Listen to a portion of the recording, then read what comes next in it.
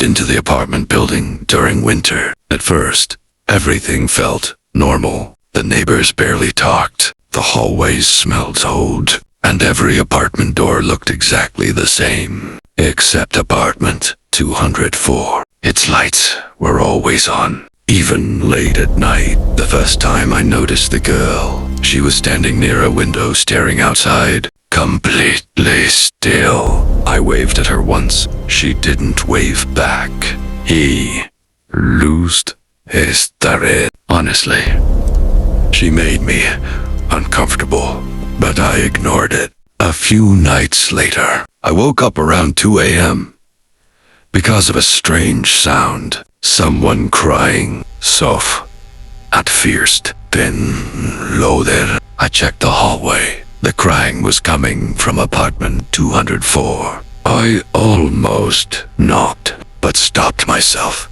Something felt wrong. The next morning, I mentioned it to the old landlord downstairs. He looked confused. Apartment 204A. Asketh, nobody lives there. I laughed nervously.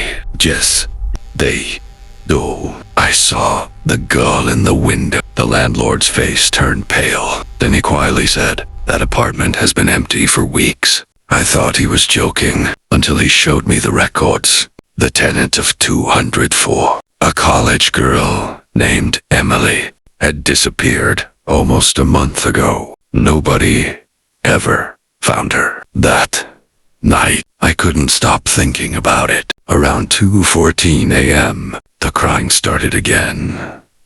Louder than before. This time.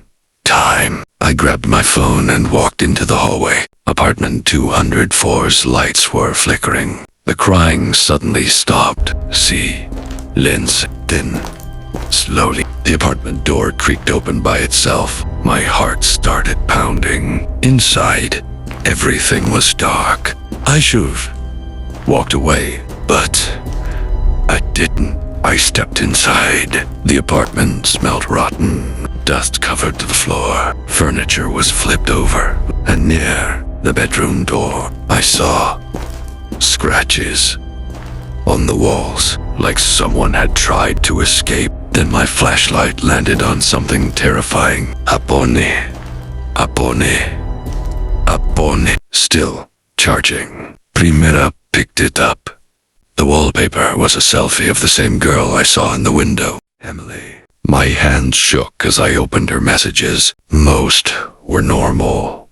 Until I reached the final conversation. An unknown number kept texting her. I can still see you. Don't look outside. You shouldn't have called the police. Then the last message, sent it to 14 a.m., said, I'm inside your apartment. So then I heard a floorboard creak behind me. I slowly turned around, and so, the girl from the window, standing at the end of the hallway, pale skin, dark eyes, completely silent. She pointed toward the bedroom, then disappeared. I couldn't breathe. I ran out of the apartment immediately. The next morning, police searched apartment 204. Inside the bedroom walls, they discovered human remains. Emily had been murdered weeks earlier.